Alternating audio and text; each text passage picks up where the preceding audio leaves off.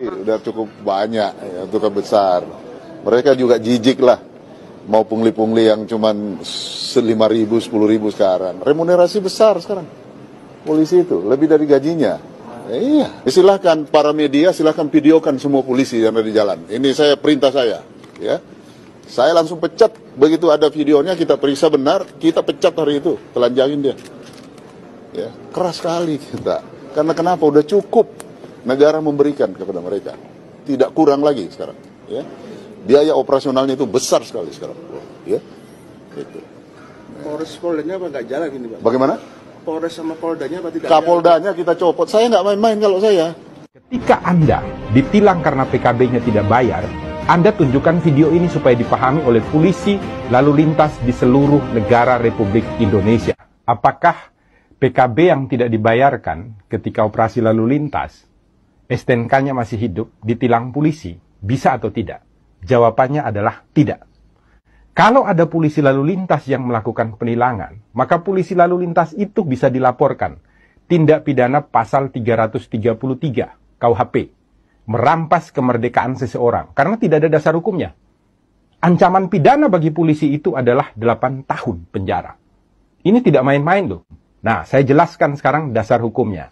Pertama kita mulai dari STNK. STNK ini selalu ada 2 lembar.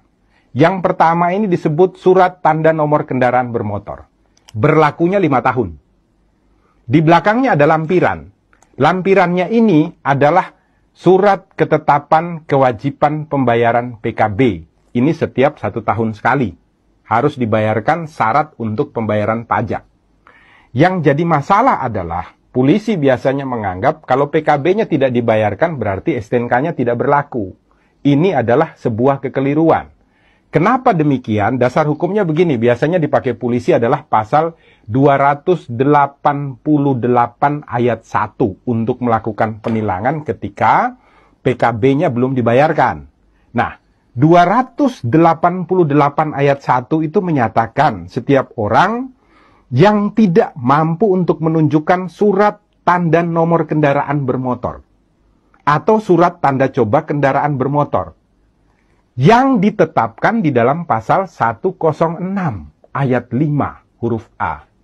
Jadi penilangan terhadap pasal 288 ayat 1 didasarkan pada pelanggaran yang dilakukan dalam ketentuan pasal 106 ayat 5 huruf A.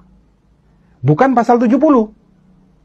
Di mana di sana dikatakan dengan tegas dan jelas kalau Anda tidak memiliki STNK, Anda tidak memiliki surat tanda coba kendaraan bermotor, maka ketika motor atau kendaraan yang Anda pakai jalan di jalanan raya ditangkap oleh polisi, bisa dilakukan penilangan dengan pasal 288 ayat 1. Nah, sekarang kebanyakan polisi lalu lintas mengatakan ada ketentuannya. Di mana? Di dalam pasal 70 ayat 2. Saya bacakan ya, pasal 70 supaya semuanya tidak bingung.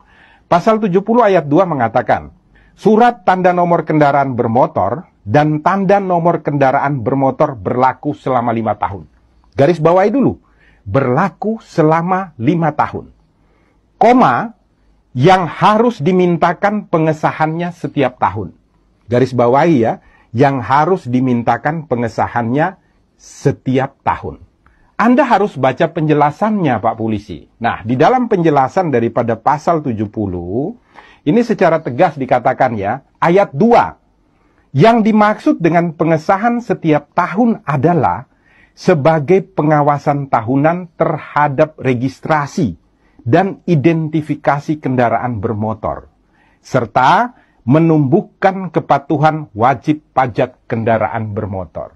Jadi maksudnya itu bukan kemudian STNK-nya tidak berlaku. Bukan.